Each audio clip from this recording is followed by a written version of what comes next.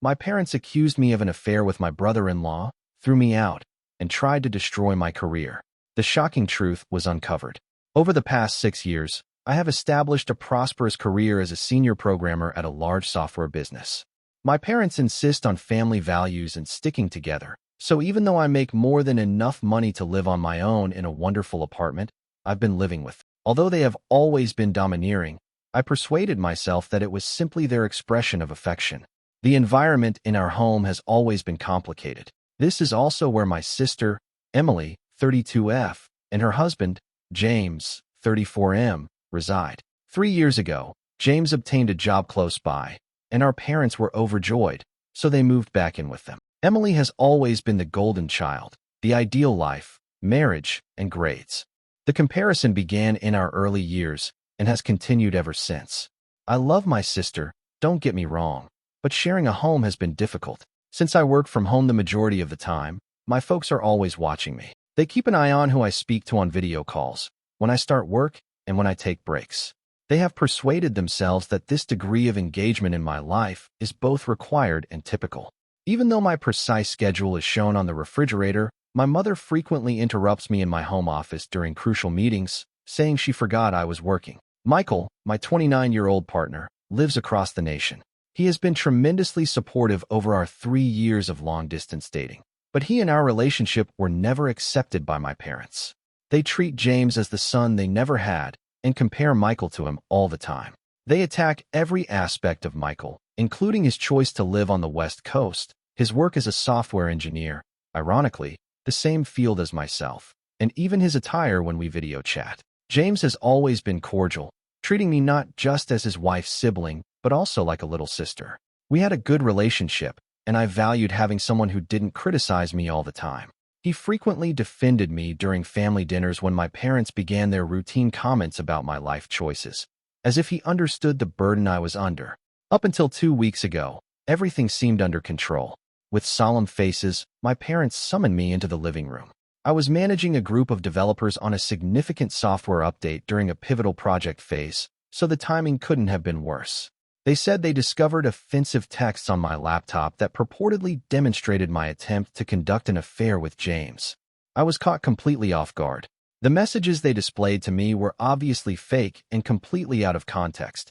Some appeared to be completely made up, while others were excerpts from business exchanges that had been altered to appear suggestive. I attempted to explain that I'm really in love with Michael and that James is like a brother to me, so I would never do anything like that.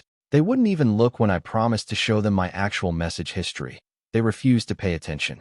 I've always envied Emily's happiness, my mother said, sobbing, adding she should have anticipated this because of my rebellious nature. My enraged father declared I was a disgrace to the family. In the midst of the largest project of my career, they gave me 24 hours notice to leave the house, 24 hours notice to pack up my entire existence. I called my grandparents in tears and desperation. They have always been my refuge and our family's sane voice. They immediately believed me after I showed them the actual messages and gave them all the details. They took me in, provided me with housing, and helped me get through this ordeal. In order for me to continue working, my grandfather even assisted me in setting up a makeshift home office in their spare room.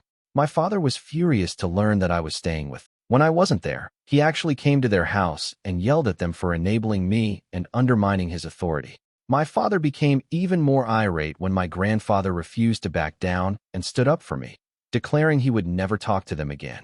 He stormed away.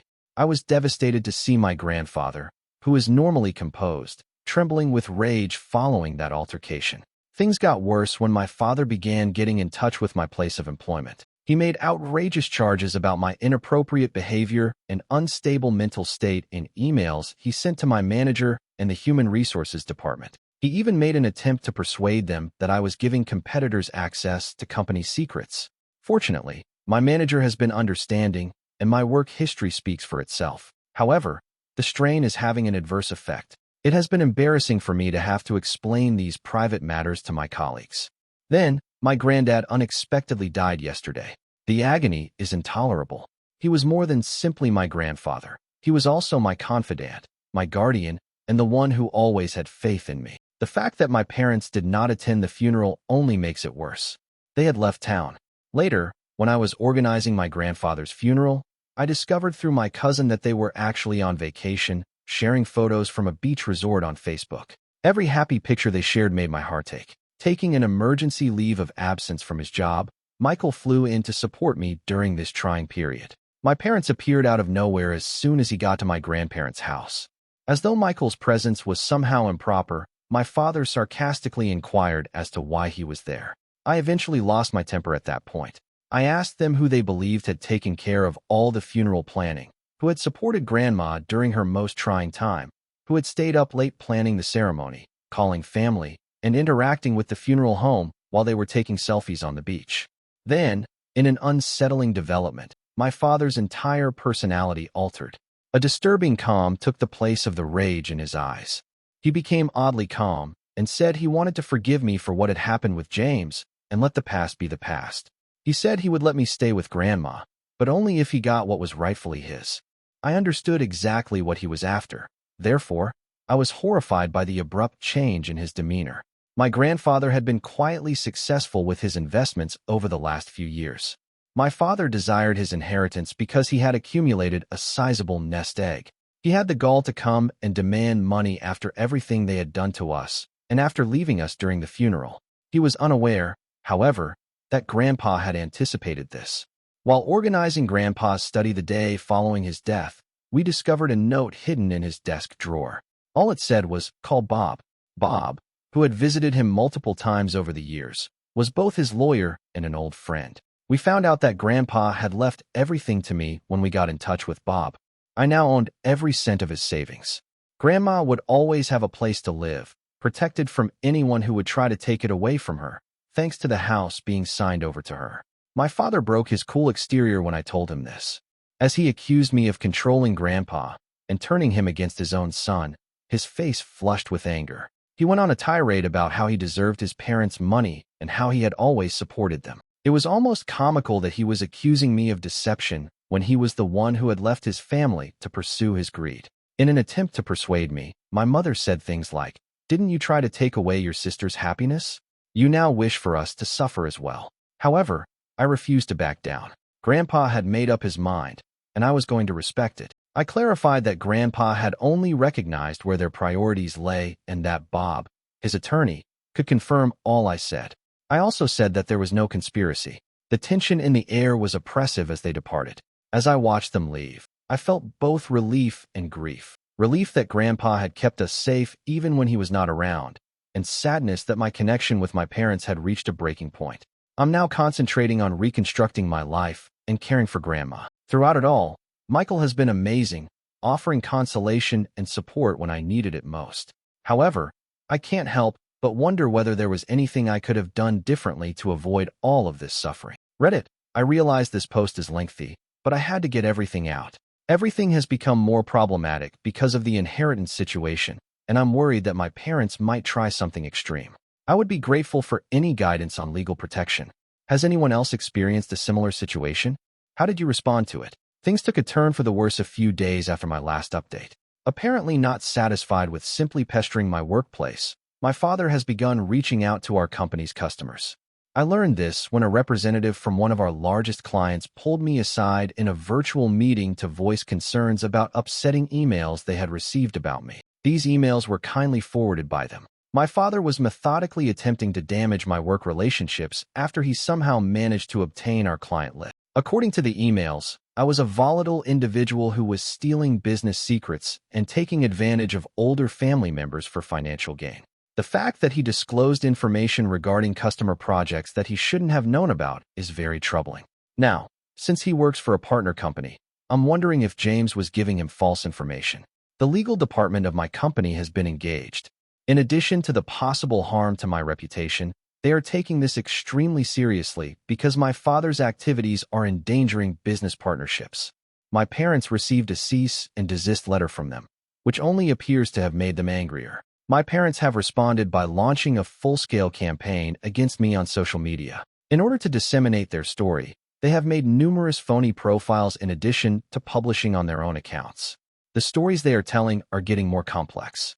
They now assert that I have been deliberately deceiving my grandfather for years and that I somehow planned out his whole investing strategy to suit my own interests. They are unaware that I discovered something startling while looking through more of Grandpa's documents. Classic Grandpa, always the meticulous planner, had a secret compartment in his desk drawer that held a USB drive and a pile of papers, along with comprehensive documentation of what seems to be systematic tax, fraud, and money laundering through my father's real estate business. The USB drive included years' worth of email correspondence between him and multiple offshore accounts. I informed Grandpa's attorney, Bob, about these results right away. He wasn't surprised, which was an odd response. Grandpa had apparently been gathering this information for years, recording each dubious business transaction and suspicious activity. Even photos of meetings with well-known dishonest business people were included in the folder. Bob clarified that Grandpa had been assembling evidence, but was holding off on taking action until the perfect time. A set of emails revealing that my father had been embezzling money from his own parents' accounts for years was the most upsetting finding. Probably thinking they wouldn't notice, he had managed to get access to their financial portfolio and had started taking little amounts out. Grandpa did notice, though, and instead of confronting him right away, he decided to record everything. Bob is currently collaborating with a group of forensic accountants to examine all the evidence. According to him, we have more than enough to possibly file criminal charges, in addition to defending against any legal claims my parents might make. I have mixed feelings about this. While I desire justice, I still find it difficult to imagine my own father being charged with a crime. James's eagerness to return to my parents' house is further clarified by the evidence. He and my father exchanged a number of emails about business prospects that seem eerily similar to Ponzi scams. I'm beginning to question whether the entire charge that I attempted to woo James was a preemptive move meant to discredit me should I ever find out what they were doing. In the meantime, my mother has started calling my grandmother every day, alternating between threatening her and guilt-tripping her. The most recent strategy is asserting that my father's health is suffering due to the stress of my betrayal and that I will be held accountable if anything were to happen to him. On Bob's recommendation, my grandmother, God bless her, has begun recording these calls. We've put in new cybersecurity procedures and placed security cameras throughout the house to keep ourselves safe. Bob suggested that I freeze my credit and assisted me in securing all of my accounts. When my parents see their intimidation strategies aren't working, he fears they may attempt a financial retaliation.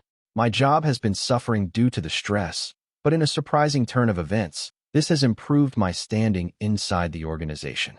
My manager has been tremendously supportive after seeing the proof of my father's harassment campaign. My application for a completely remote job has been expedited, so I won't ever have to worry about working from my parents' house again. Throughout it all, Michael has been my pillar of support. In a spare room at my grandmother's house, he has assisted me in setting up a safe home office with backup systems and secured communications. We're also talking seriously about his moving to a job nearer to me, but I'm concerned that this would make me more of a target for my parents. To help me cope with everything, I've started going to a therapist. She is assisting me in realizing that I am not to blame for anything and that it is acceptable to feel both love and resentment for my parents. Processing the knowledge that the folks who raised you are not who you believe them to be is a difficult process. We are currently awaiting the completion of the forensic accountant's analysis. Within a few weeks, Bob estimates, we should have a good picture of the scope of my father's financial crimes. I'm getting ready for whatever might happen next. My parents, who know me well, will not tolerate this. I appreciate your prior support, Reddit. I never thought my family's drama would reveal something so significant. Has anybody else learned that their parents committed financial crimes? How did you decide whether or not to report them? I'd really appreciate some advice on this. Emily arrived at our home this morning without warning. As I prepared myself for another altercation, I saw a broken lady. Instead of rage, her normally flawless appearance was unkempt, and her eyes were red and puffy. She broke down in tears before I could even inquire what was wrong. She sobbed and told what had transpired. James had been in Chicago on a purported work trip. Emily had flown out to his hotel in order to surprise him. She believed a romantic gesture might help ease her feelings of insecurity over their relationship. Instead, she entered his room and found him with another lady. That wasn't the worst part, though. Emily insisted on seeing his phone during their heated argument. What she discovered shattered the whole story our family had been told. The offensive messages that had led to my expulsion? James had fabricated them. To escape suspicion, James had kept one of his mistress's phone numbers under my name, using my name as a front for at least 3 different women he had been having multiple encounters with. The most startling aspect of all was perhaps how our parents reacted when Emily told them this information. Rather than offering their heartbroken daughter assistance, they advised her to remain silent and try to resolve the situation with James. They cared less about Emily's happiness and more about keeping up appearances to spare the family the shame of a divorce. They even advised her to forgive him. Then Emily found something much more unsettling. She discovered emails on James's laptop that showed he and our father had been involved in more than just family affairs. Together, they had established a number of shell corporations to conceal funds from investors and taxes. James has been directing contracts to these shells at exorbitant prices by virtue of his position at his company. Accounts in Switzerland and the Cayman Islands were found via the money trail. Emily discovered pictures of James having meetings with strangers, all of which were stored in a secret folder called insurance. James appears to have kept records of everything, most likely for protection against any attempts to expose him. Another realization dawned on me as Emily told me these specifics. Not only was the inheritance at the center of the recent harassment of my clients and workplace, but it was also a frantic attempt to discredit me before I might learn of their financial machinations. They thought I might eventually find their digital trail because I work in technology. My sister is currently residing at Grandma's house with us. She is working with Bob to document what she has discovered and has filed for divorce. In addition, the data she presented could have disastrous consequences for our father, not just harming James. She discovered certain transactions that were exactly in line with the documents Grandpa had been gathering. The irony of it all, for years, James had been living beyond his means, using the proceeds of these illicit operations to fund his numerous affairs. In addition to wanting to be near James's place of employment, they moved back in with our parents because they were having financial difficulties as a result of his extravagant spending on his covert life. Through all of this, Emily has shown incredible bravery. She has already discussed her findings with the FBI, who are especially curious about the financial fraud's global components. She has been informed by the investigators that this case may be worth millions of dollars. Our parents' approach has entirely altered. They are now attempting to argue that they were duped by James and claim they were unaware of the true situation. However, the data points to a different conclusion. Documents we have discovered reveal that our father was the mastermind behind numerous of these plots, with James acting as the frontman for the business. Emily is suffering from the stress of it all. For the first time in our adult lives, we have been spending evenings discussing things, and she has begun visiting her own therapist. She has repeatedly expressed regret for not trusting me and for allowing James and our parents to influence her, since she was just as much a victim of their manipulation as I was. I have forgiven her. Grandma has been incredible during this entire ordeal. She said Emily needed the master bedroom more than anyone else at the moment, so she gave it to her. We've resumed having dinners as a family, just the 3 of us, plus Michael when he visits. It's amazing how tragedy can unite people and forge new ties from the ashes of past ones. Our cooperation is complete, and the FBI inquiry is still going on. Our parents are still working to preserve their reputation in the neighborhood and have engaged pricey attorneys, but more people are discovering the truth every day. Our father's former business partners have begun to come out with their own accounts of dubious activities. Sometimes, Reddit, the reality is more amazing than you might think. I'm finally with my sister again, and we're stronger together than we were before.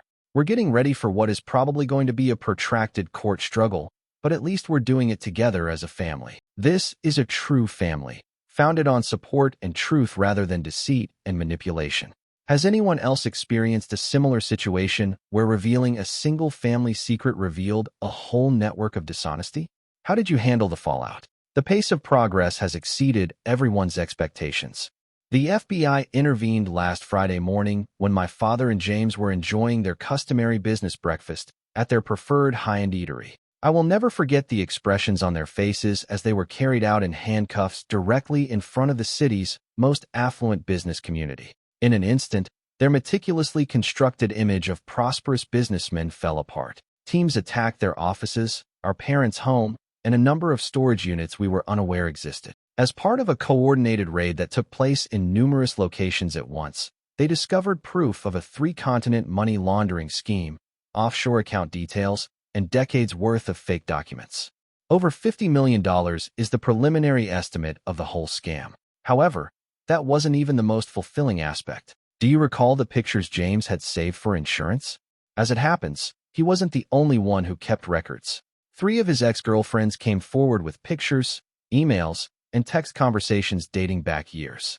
They had been silently constructing their own case and were all aware of one another. The finest aspect, for months, they had been collaborating with the FBI.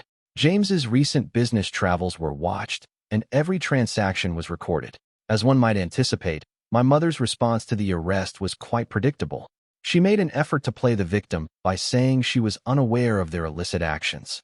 That story completely collapsed when the FBI disclosed they had recordings of her actively engaging in money laundering through her charitable foundation.